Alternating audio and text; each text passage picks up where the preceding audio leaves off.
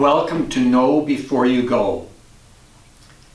We are entering into the second half of Advent, although really we're further along since Christmas is only about 10 days away. Our readings do shift a little as we move into that second part of Advent, a season of great hope, of course, and therefore already readings have been uplifting.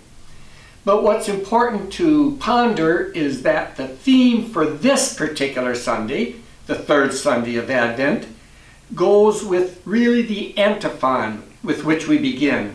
And that antiphon is the entrance antiphon, "Rejoice in the Lord always. Again I say rejoice. Indeed, the Lord is near. Rejoice in the Lord always." The Latin for that word is gaudete, and some people may remember this as Gaudete or Rejoice Sunday. In other words, as Advent unfolds and we get closer and closer to what we're truly going to be celebrating, namely the birth of Christ, we are more and more aware of the cause of our joy, the reasons we have to rejoice. So this is a Sunday in which we stop and ponder ourselves what God is doing in our midst, and it should in many ways bring joy to our hearts. Now, during the first 2 weeks of Advent, the readings from Isaiah, the first reading, have set the tone. In fact, it's more so the readings from Isaiah than the Gospels themselves, which would usually be the case, that sets the tone for us. And so let's just recall what during some of the weekdays as well as Sundays we've had Isaiah say. That prophetic vision that Isaiah had. On one point he talked about the lion lying down with the lamb. In other words, a vision really of great harmony within creation. Today, as we ponder, along with Pope Francis, certainly, the important need for care for creation, that reading reminds us that God's intention for his creation, God's dream in some ways as to how he envisioned, dreamt about his creation, was that there would be this harmony among us. Another one of those great images was the swords will be turned into plowshares. The swords, means of fighting, will rather become means of agriculture. In other words, here we have a vision of peace, harmony, peace. And then there was that great reading about the banquet. We could say the messianic banquet, certainly a festive meal in which there would be choice wines and tremendous fine foods, reminding us that this Advent season is a season in which we look ahead at what God has in store for those who love God, what God desires to come to pass with this evolving and created universe. God's dream, so to speak. Will God's dream come true? And we are very much involved in whether or not we will bring that dream into reality.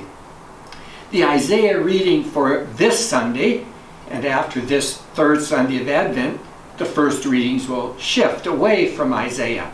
But just listen to some of the very uplifting, hopeful images that are given to us, that have been given to us during this season by Isaiah. Isaiah speaks about the desert. The desert will bloom. The desert will come alive with abundant flowers. In another place, strengthen the hands that are feeble.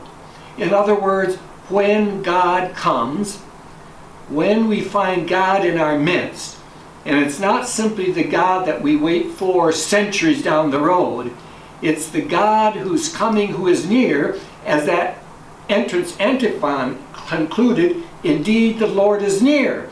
That's why we're rejoicing. We are more and more aware of how close God is. Christmas is close at hand. But Christmas doesn't turn our attention only to the past, that is, what happened thousands of years ago, but also what can happen and is happening even now. In fact, what is happening now is even more important for us. For what good is it what God did if God isn't doing that among us today? And therefore the Lord is getting closer and closer. Therefore let us rejoice and be glad. Indeed, other images in the Isaiah reading from this Sunday, the lame will leap like stags. Many expressions like this. How healings will happen. Things will improve. It's not simply a question of naivete or idealism, but a genuine grounding of our lives in hope. Thomas Aquinas has a beautiful way of talking in an aside about hope when he refers to hope as leaning on God. God is close. God's getting closer. If we lean on God, there's every reason to know that God is the one who is with us. There will be that great text from Isaiah also about the maiden will give birth to a child, and the child shall be named Immanuel. With us is God. God is with us, Emmanuel.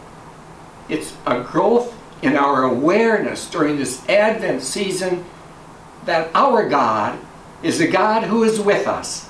And that is a cause for rejoicing, which we celebrate most on Christmas Day, when it becomes so abundantly clear that God has been born here on earth.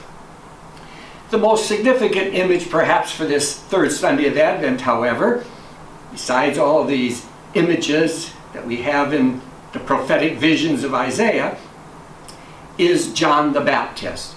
In fact, during Advent season, those images that come through would be a pregnant woman expectant, expecting, expectation, hope, which should be foundational for our lives. But with this Sunday, that image is John the Baptist, John the Baptizer, the one who prepares the way of the Lord. Unfortunately, in many ways, Advent season moves along so quickly, things become so busy, and even in this next week and a half that we have, things will get even more busy. But we need to be reminded that we are to be like John the Baptist. Our vocations, in many ways, is to prepare the way of the Lord, to prepare ourselves for the coming of the Lord into our lives. But what really happens in the reading is that John is in prison, but goes and has disciples ask the question, is Jesus the one who is to come, the one for whom he is preparing the way? And Jesus simply says, tell John what you see. And what you see is a fulfillment of what Isaiah has prophesied, namely, that the lame walk, lepers are cleansed, the deaf hear, the poor have good news preached to them.